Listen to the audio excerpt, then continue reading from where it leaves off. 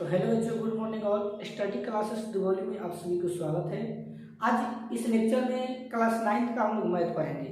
ठीक, प्रश्नावली 1.1। तो देखिए,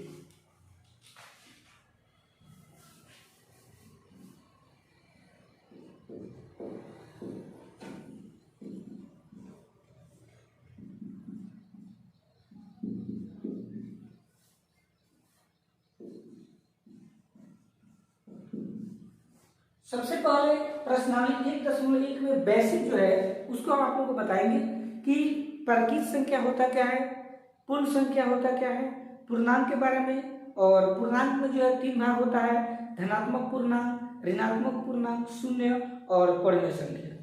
4 को शब्द के बारे में इसमें हम लोग जानेंगे।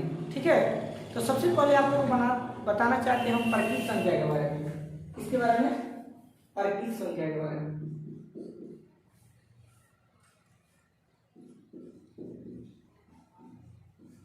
प्राकृत संख्याएं,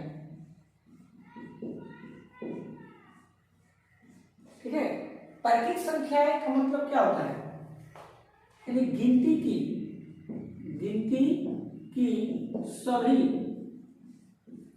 संख्याओं को, गिनती की सभी संख्याओं को प्राकृत संख्या कहते हैं।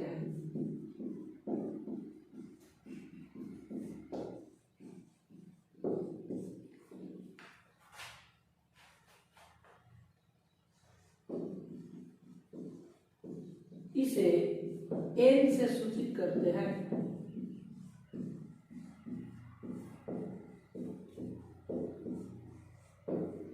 ठीक है, और कोई आपसे पूछे कि प्राकृत संख्या का मतलब क्या होता है, तो आप लोग को बोलना है कि गिनती की सभी संख्याओं को प्राकृत संख्या कहते हैं। संसार में जितना भी गिनती है, गिनती की सभी संख्याओं को हम लोग प्राकृत संख्या कहेंगे। और प्राकृत संख्या को जो हम सूचित करते हैं n से। n का मतलब होता है नेचुरल। ठीक है, यानी प्राकृत संख्या को इंग्लिश में हम लोग बोलते हैं नेचुरल नंबर्स। तो गिनती की जितना भी संख्या होता है ना, उस सभी को हम लोग बोलते हैं बच्चों प्राकृत संख्या। और प्राकृत संख्या के अंतर्गत क्या करते हैं? n बराबर जैसे 1 2 3 4 5 6 7 8 15 20 50 100 सब जो है कितना क्या होगा? प्राकृत संख्या होगा। यानी गिनती की सभी संख्याओं को प्राकृत संख्या कहते हैं। इसे n से सूचित करते हैं, जैसे n बराबर 1 2 3 4 5 ठीक है। चलिए, दूसरा पॉइंट जो है वो हमारा है पूर्ण संख्या के बारे में। पूर्ण संख्या, तो पूर्ण संख्या का मतलब क्या होता है? जो शून्य से शुरू हो, केवल 0 लग जाता है बस। प्राकृत संख्या में 1 से शुरू होता है और पूर्ण संख्या में 0 से शुरू होता है। बोलेंगे हम शून्य से लेकर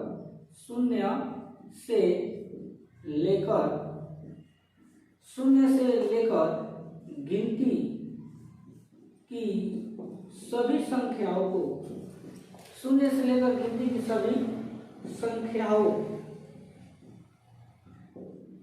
को पूर्ण संख्याएं कहते हैं। इसे W से सूचित करते हैं। ठीक है, यानी पूर्ण संख्या में होगा कि जो शून्य से लेकर गिनती की सभी संख्याओं को पूर्ण संख्या कहते हैं। इसे W से सूचित करते हैं। जैसे W बराबर हमारा हो जाएगा 0 1 2 3 4 5 ठीक है। यानी पूर्ण संख्या में जो है 0 से शुरू होता है और प्राकृत संख्या में जो है 1 से शुरू होता है। ठीक है, याद रखना। और पूर्ण संख्या की परिभाषा होगा कि शून्य से लेकर गिनती की सभी संख्याओं को पूर्ण संख्या कहते हैं। इसे W से सूचित करते हैं। W बराबर हो जाएगा 0 1 2 3 4 5 ठीक।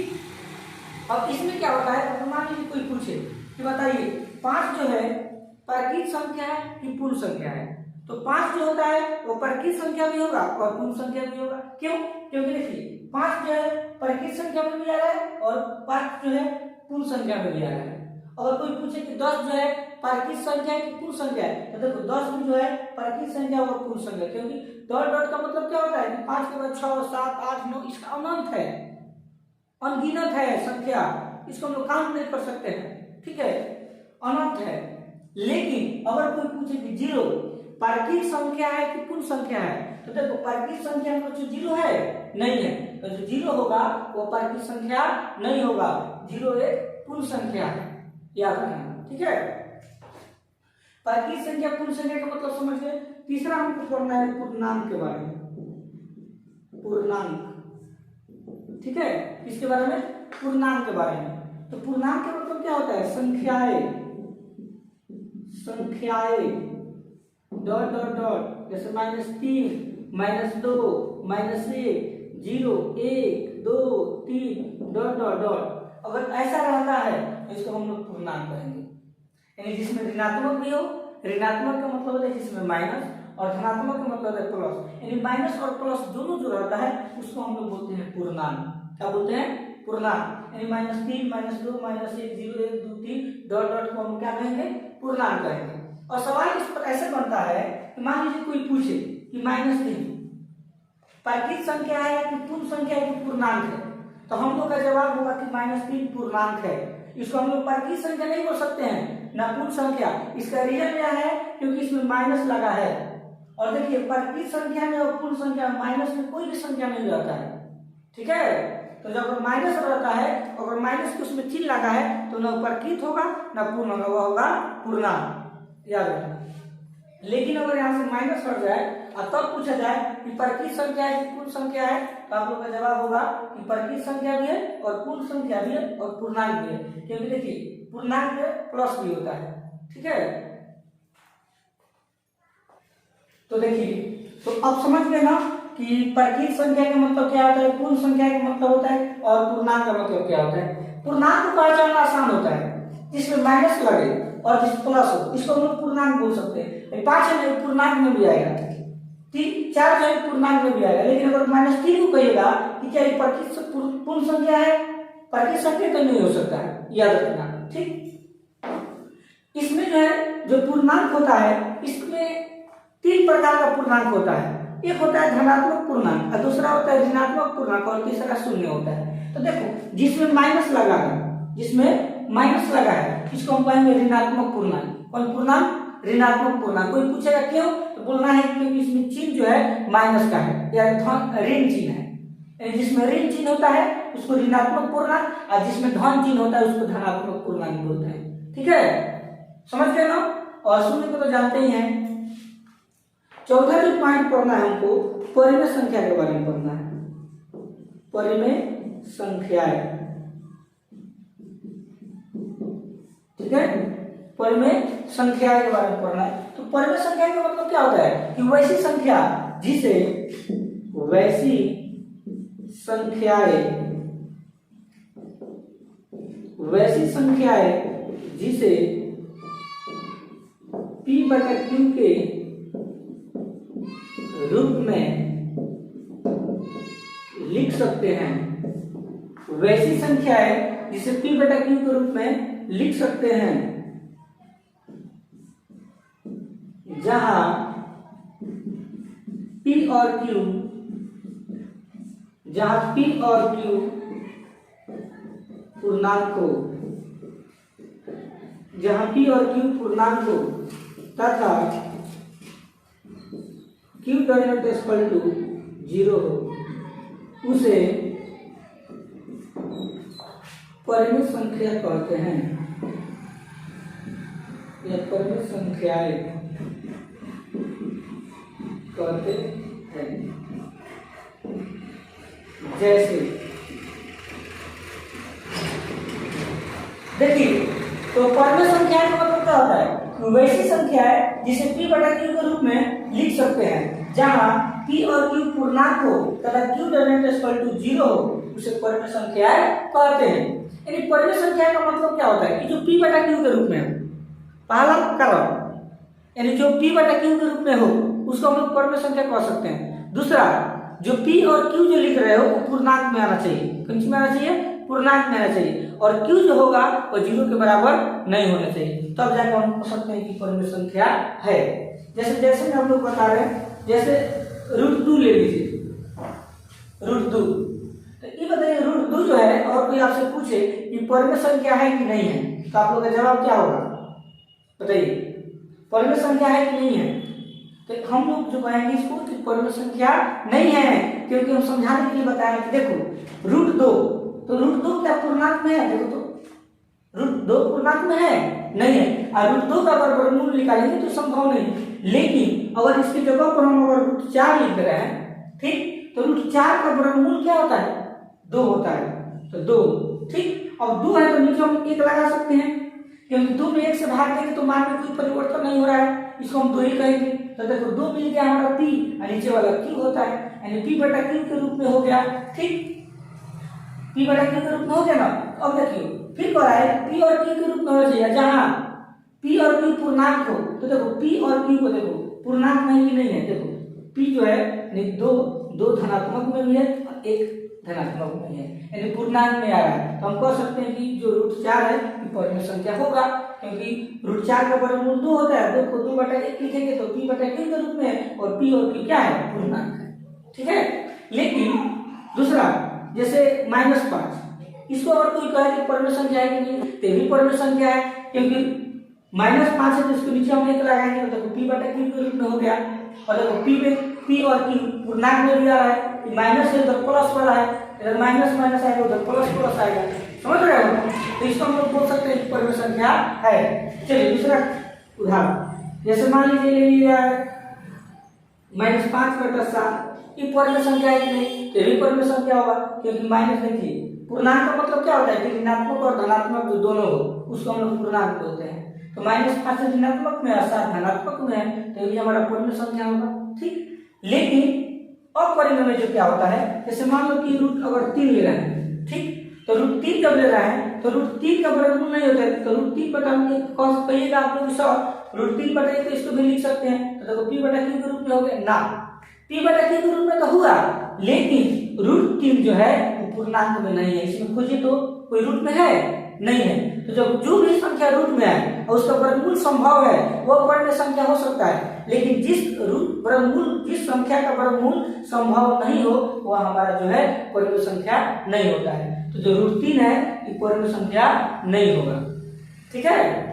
तो यह जो था प्रश्नावली 1.1 का बेसिक था। अब जो है इसके बीच एक और है जो इसके बाद हम प्रश्न को हल करेंगे तो हम बताएंगे आप लोगों को, ठीक है। तो इसको आप लोग स्क्रीनशॉट ले लीजिए, अब 2-3 उदाहरण है उसको हम लोग सॉल्व कराएंगे, इसके बाद आप लोगों को समझ में आएगा।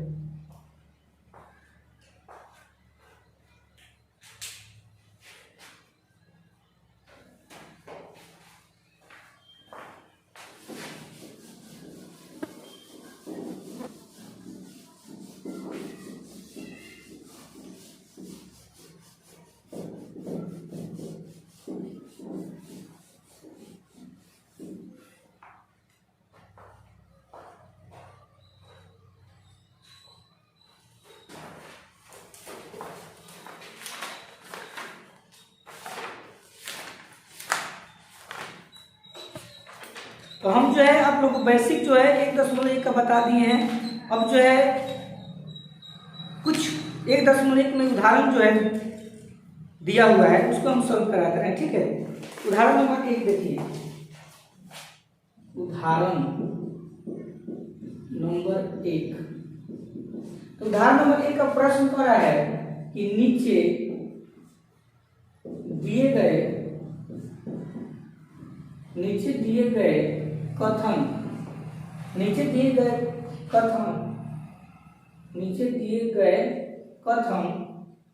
सत्य है या असत्य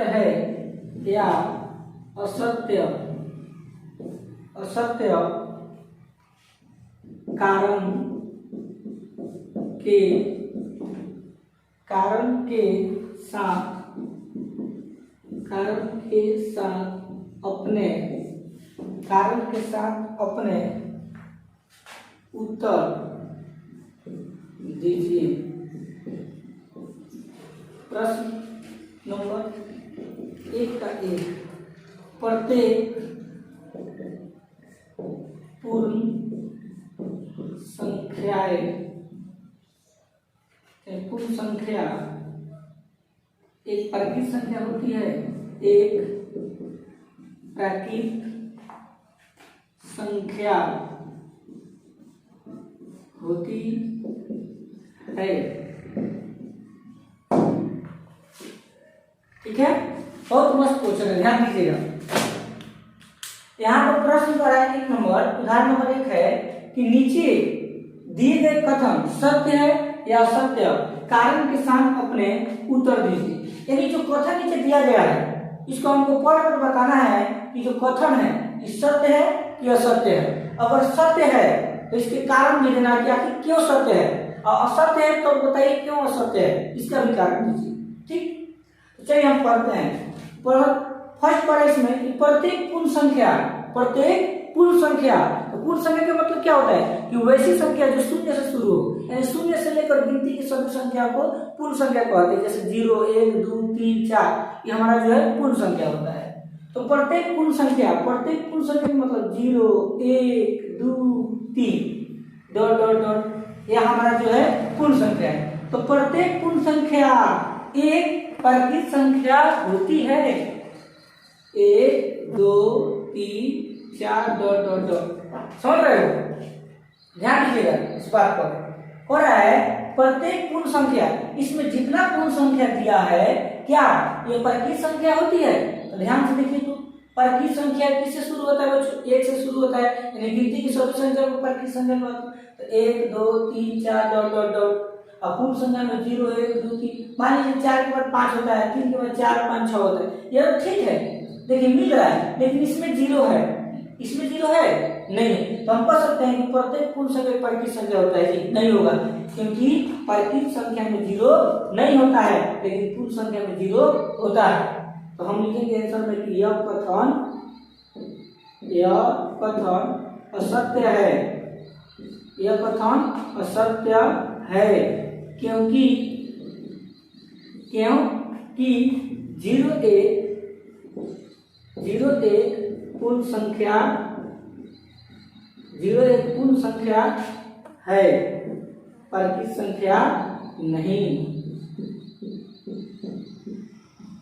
प्राकृत संख्या नहीं। यह हमारा हुआ फर्स्ट आंसर। कहेंगे यह कथन असत्य है क्योंकि 0 एक पूर्ण संख्या है, प्राकृत संख्या नहीं है। ठीक है, चलिए दूसरा देखिए, इसमें का दूसरा पाठ क्या कर रहा है। दूसरा इस पाठ है प्रत्येक पूर्णांक, प्रत्येक पूर्णांक एक परिमेय संख्या होता है।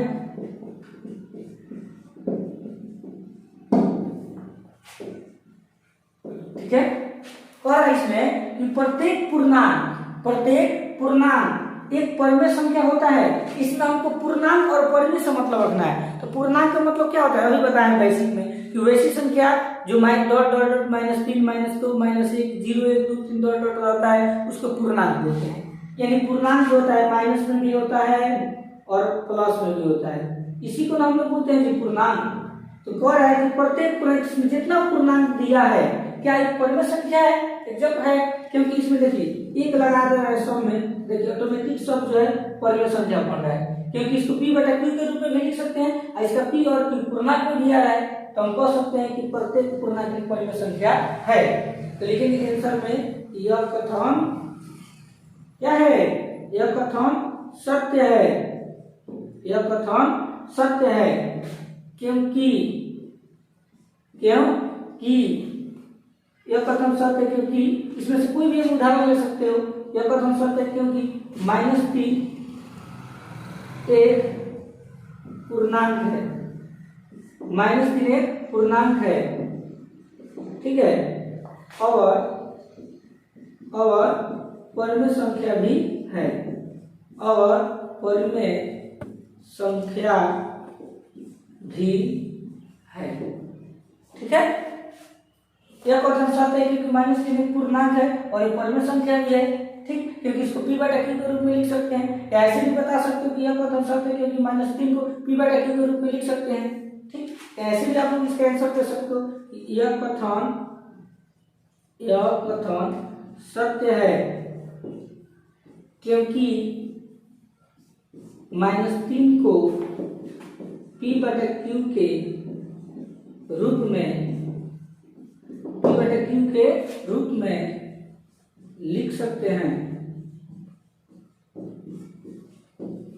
ठीक है, तो यह हमारा जो है एक का 2 का प्रश्न है। एक थोड़ा रह गया है 3 नंबर, इसका स्क्रीनशॉट ले लीजिए आप लोग।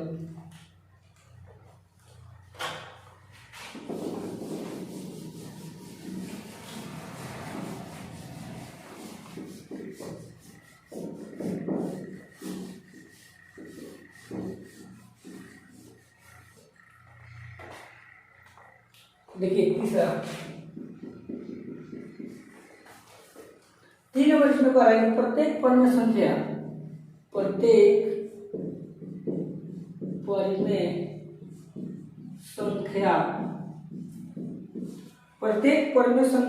एक पूर्णांक होती है,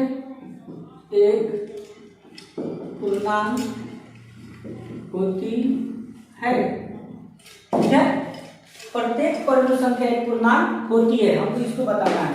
यानी कि जितना भी परिमेय संख्या क्या पूर्णांक होता है कि नहीं होता है हमको बताना है।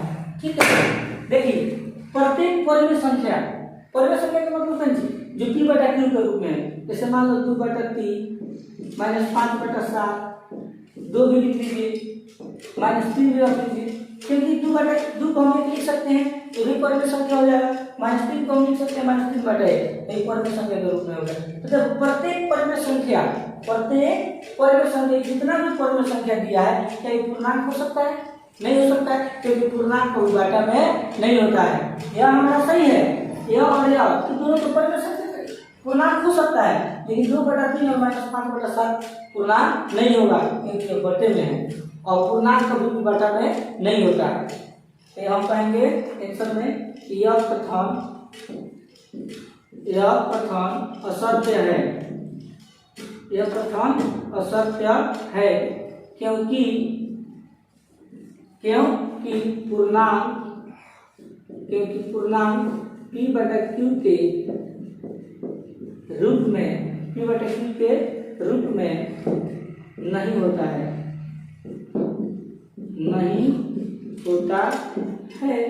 ठीक है, यह हमारा हो गया उदाहरण नंबर 1 का 3 कंप्लीट करा दिए।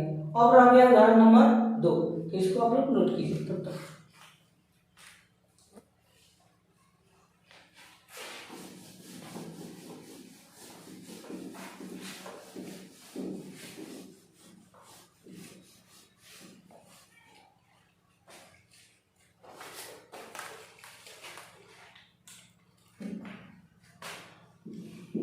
उदाहरण नंबर 2, देखिए उदाहरण नंबर 2 बता रहे हैं। उदाहरण नंबर 2 पर है 1 और 2 के बीच की 5 परिमेय संख्याएं 5 परिमेय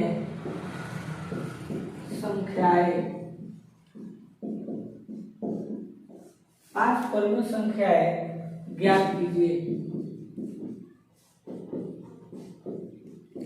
ठीक है, यानी 1 और 2 के बीच की 5 परिमेय संख्या हमको निकालना है। कितना परिमेय संख्या? 5 को भी परिमेय संख्या हमको निकालना है। तो परिमेय संख्या का मतलब क्या होता है? जो p/q के रूप में हो उसको परिमेय संख्या कहते हैं। तो सबसे पहले क्या करेंगे, जो 1/2 दिया है ना, 1 और 2, इसको हम परिमेय संख्या के रूप में बदलेंगे। तो 1 को हमको परिमेय बनाना होगा तो लिख सकते हो बच्चों, 1/1 लिख सकते हैं ना, और बराबर के चिन्ह दे देना। कैसे बीच की संख्या निकाला जाता है हम बता रहे हैं आपको। सबसे पहले इसको परिमेय के रूप में बना लिए, परिमेय के रूप में बन गया ना, फिर इसको क्या करना, 1/1 इसको फिर से रिपीट कर देना और यहाँ गुना के चिन्ह दे दीजिएगा। और बताइए हमको परिमेय संख्या कब निकालना है? 5 को, 1 को बढ़ा देना है, 6 से गुना करना है। अगर 7 को कहेगा तो 8 से गुना करेंगे, 3 को कहेगा तो 1 को बढ़ा के 4 से गुना करेंगे। यहाँ कितना है? 5। ऊपर 6 से नीचे 6 से गुना करेंगे। अगर यहाँ 6 ऊपर में संख्या कहता है तो ऊपर 7 से नीचे 7 से गुना कर, यानी जितना संख्या पूछेगा निकालने के लिए उसे एक बढ़ाकर गुना कर देना है बस। तो देखिए 5 ऊपर में संख्या निकालना है तो बढ़ा देंगे, तो 6 से ऊपर और 6 से नीचे गुना कर दो, तो 6 में 1 से गुना होगा 6 बटा 6 में 1 से गुना होगा 6। अब देखिए 6 में 6 से भाग देंगे 1 आ गया। यानी हम जो बना रहे हैं गलती नहीं है, बस लिखने का तरीका चेंज किए। उसी तरह 2 है तो 2 लिख दीजिए। अब 2 को ऊपर में संख्या बनाना होगा तो 2 बटा का लिखेंगे 1 बराबर 2 बटा 1 फिर से रिपीट दो तो 2 बटा 1। 5 को ऊपर में संख्या निकाला तो बढ़ाएंगे तो ऊपर भी 6 से नीचे और नीचे भी 6 से गुना कर दो, 6 दूनी 12 और बटा 6 में 1 से गुना करेंगे 6। अब 6 में 12 से भाग देंगे तो 2 बार में कटेगा 2, सही है। अब क्या करेंगे, एक रेखा खींचेंगे यहाँ पर ऐसे, ठीक है। और इस रेखा के बिंदु का नाम देंगे 6 बटा 6। यहाँ पर लिख दीजिए 6 बटा 6 और यहाँ पर लिख दीजिए 12 बटा 6, ठीक है। अब हम ऊपर में संख्या को निकालना है 5, तो इसमें 5 भाग करेंगे बराबर बराबर 1 2 3 4 5। अब देखिए यहाँ 6 बटा 6 है तो 6 के बाद क्या आता है 7, तो ये रहेगा 7 बटा 6। 7 के बाद क्या आता है 8 बटा 6, 8 के बाद 9 बटा 6, 9 के बाद 10 बटा 6, 10 के बाद 11 बटा 6, 11 के बाद क्या है 12 बटा 6।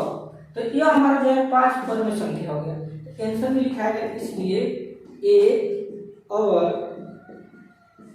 2 के बीच की 5 पद में संख्याएं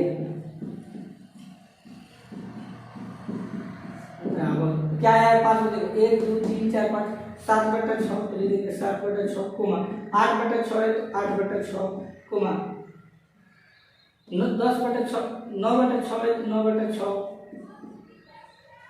इसके बाद 10 बटा 6 है तो 10 बटा 6, 11 बटा 6 है तो 11 बटा 6, ये हमारा होगा 1।